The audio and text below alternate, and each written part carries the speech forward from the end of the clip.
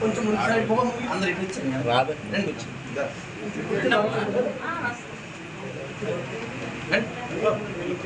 పర్లేదు. Happy birthday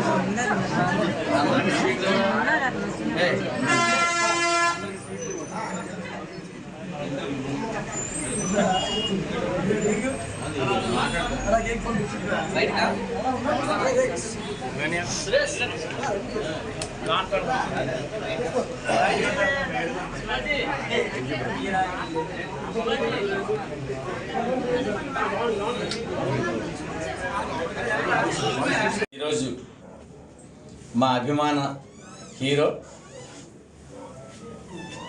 Andhra Pradesh గర్వించదగ్గ నటనా చాతుర్యం కలిగిన వ్యక్తి, మరి తెలుగుదేశం పార్టీలో ఒక మహోన్నతమైన స్థానంలో ఉన్న మరి మా నందమూరి బాలకృష్ణ గారి జన్మదినం ఈరోజు 64వ పుట్టినరోజు మా యొక్క ఉపకార్ చారిటబుల్ ట్రస్ట్ ద్వారా ఘనంగా నిర్వహించడం జరిగింది. మరి బాలకృష్ణ గారికి ఈ జన్మదిన సందర్భంగా అలాగే హిందూపురంలో 3 సార్లు కంటిన్యూగా గెలవడం, అదే ఆయనకి ఈ సంవత్సరం పుట్టినరోజు కానుక. ఇంకెవరు ఏ కానుకలు ఇచ్చినా ఆ కానుక దగ్గర అన్ని చిన్నవే. మరి సినీ రంగంలో ఇప్పటికి కూడా మొగటం లేని మహారాజులు ఆయన వెలుగొందుతున్నారు. చాలామంది హీరోలకి మధ్య మధ్యలో గ్యాప్ వచ్చింది, కానీ కంటిన్యూటీగా ఆ రోజు నుంచి ఈ రోజు వరకు సినిమాలని ఆయన కంటిన్యూగా ఎవ్రీ ఇయర్ 1-2 సినిమాలు కంటిన్యూ తీస్తూనే ఉన్నారు. ఎక్కడ కూడా ఒక గ్యాప్ అనేది ఎక్కడ కూడా లేదు. మరి అతని సినిమాలన్నీ కూడా చాలామంది ఏంటంటే హీరోలు కుర్రతనంలో ఉండేటప్పుడు హిట్స్ ఎలాగో కామన్ వస్తాయి, కానీ ఒక ఏజ్ వచ్చిన తర్వాత కూడా మంచి మంచి పాత్రను చేస్తూ ఆ పాత్ర ఆయన గురించే పుట్టిందా అన్న విధంగా ఆయన నటనా చాతుర్యం అనేది మనకి తెలుస్తుంది. మరి అలాంటి వ్యక్తి జన్మదినం అనేది ఈరోజు రావడం మాకెంతో ఆనందదాయకం. మరి బాలకృష్ణ గారి పుట్టినరోజు సందర్భంగా ఏదైతే తెలుగుదేశం ప్రభుత్వం ఒక ప్రెస్టేజ్ ఇష్యూ కింద పేదవాడికి 5 రూపాయల భోజనం పెట్టి పేదవాడి కడుపు నింపాలని అనుకుందో, మరి అలాంటి ఆ పథకాన్ని ఆయన పుట్టినరోజు సందర్భంగా ఆయన నియోజకవర్గంలోనే మొట్టమొదటిగా ఈరోజు అన్నా క్యాంటీన్ కూడా ఒక మంచి పరిణామం. మరి ఇలాంటి పుట్టినరోజులు ఆయన మరిన్ని చేసుకోవాలి. 100 సంవత్సరాల వరకు కూడా ఆయన సినిమాలో యాక్ట్ చేయాలి.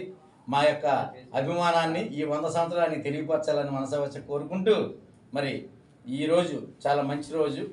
మరి రేపు ఈ సందర్భంగా తెలియజేస్తుంది అంటే, రేపు ఏదైతే ఎల్లుండి 12వ తేదీన తెలుగుదేశం ప్రభుత్వం మరి ప్రమాణ స్వీకారం ముఖ్యమంత్రిగా మన నారా చంద్రబాబు నాయుడు గారు ముఖ్యమంత్రిగా ఏదైతే ప్రమాణ స్వీకారం చేస్తున్నారో ఆయనకి శుభాకాంక్షలు తెలియజేస్తూ, మరి ఈ రాష్ట్రానికి మంచి రోజులు వచ్చాయి. ఎప్పుడైతే మొన్న తెలుగుదేశం ప్రభుత్వం ఎప్పుడైతే ఘన విజయం సాధించిందో ఆ రోజు నుంచి మన కలల అమరావతి ఏదైతే ఉందో అది మహోన్నతంగా తయారవుతుంది చూడండి. మరి అది ఈ 5 yearsలోనే అమరావతి రాజధాని అనేది ఒక మంచి వెలుగుననేది వస్తుంది. ఆ వెలుగుని తీసుకురావడానికి ఆయన సాయశక్తిగా కృషి చేస్తారు. మరి ఈరోజు ఆంధ్రప్రదేశ్ మంచి రోజులు వచ్చాయనడానికి ఇంకో నిదర్శనం. మరి ఆయన వచ్చిన తర్వాత వెంటనే చాలామంది అవినీతి పరులు ఆయన కాన్సన్ట్రేషన్ పెట్టడం జరిగింది.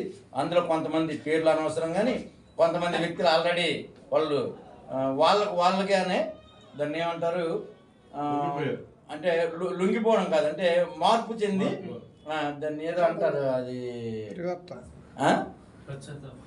స్వచ్ఛందంగా అంటే వాళ్ళు అంటే ఇప్పుడు సపోజ్ మన లెక్కర్ దీంట్లో ఉన్నారు ఆయన రెడ్డి గారు, ఆయన మటుకు ఆయనే అన్ని నేను చెప్పేస్తాను, ఇంక నేను ఇది భరించలేనని చెప్పని తప్పుని ఒప్పుకోవడం అనేది జరుగుతూ ఉంది. మరి ఇలాంటి వ్యక్తులు ఆంధ్రప్రదేశ్ చాలామంది 100 మీద 1000 మీద ఉన్నారు. వాళ్ళందరూ కూడా వాళ్ళు స్వతహాగానే ఒప్పుకుంటారు. మరి అలాంటి పరిస్థితిని చంద్రబాబు నాయుడు గారు తీసుకొని వస్తారు. మరి ఇంకోటి కూడా నేను ఈ ముఖంగా తెలియపరుస్తుంది ఏంటంటే, ఆ రోజు వైసీపీ గవర్నమెంట్లో ఎంతమంది అయితే రెచ్చిపోయి ఉన్నారో, వాళ్ళు ఎంతమంది అయితే ఇబ్బంది పెట్టున్నారో, మరి ఆ రోజు బాధపడిన తెలుగుదేశం కార్యకర్తలను ఒక్కసారి తెలుగుదేశం పార్టీ కానీ, జనసేన పార్టీ కానీ, బీజేపీ పార్టీ కానీ ఒకసారి గుర్తుంచుకోవాలి. ఆ వైసీపీ నుంచి ఎవరైతే ఉన్నారో చాలామంది వ్యక్తులు వాళ్ళు ఏం చేస్తున్నారంటే మళ్ళీ ఈ తెలుగుదేశం ప్రభుత్వంలోకి లేకపోతే జనసేనలోకి బీజేపీలోకి రావడానికి ట్రై చేస్తున్నారు. దయచేసి అలాంటి వాళ్ళకి అవకాశం ఇవ్వద్దు.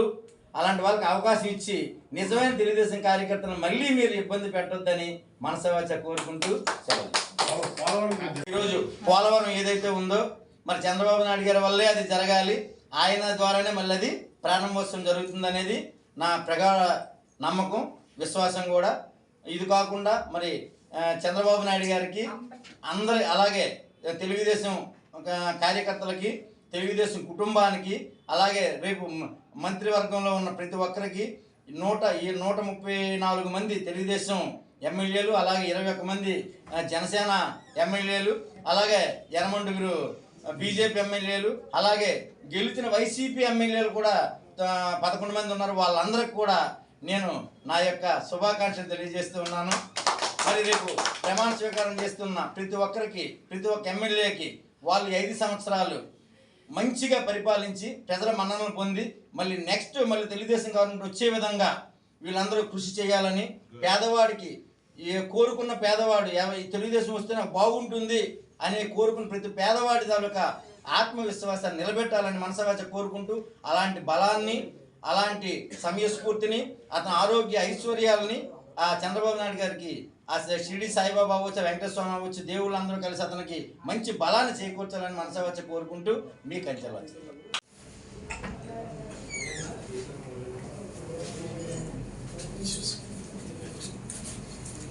తీసి పంపిస్తారు మీరు